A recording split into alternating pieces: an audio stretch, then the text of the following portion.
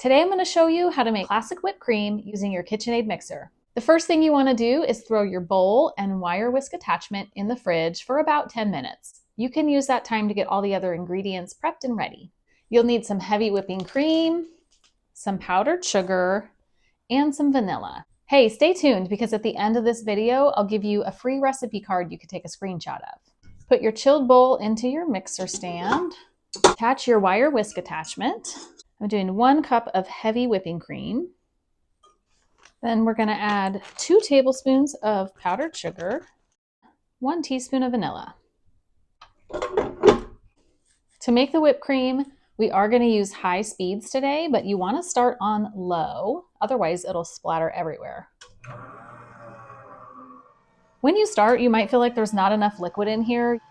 Just stick with it. As you blend it, it'll fluff up, it'll take more space, it'll still work.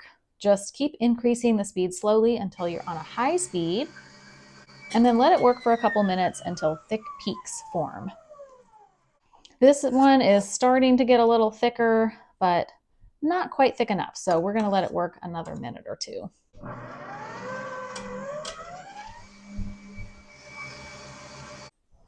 There we go. Just another minute, and look how fluffy this is. It's holding its shape. It's not quite so runny.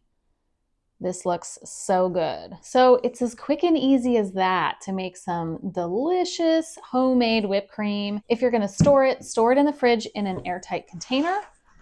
I like to use these Ello glass containers.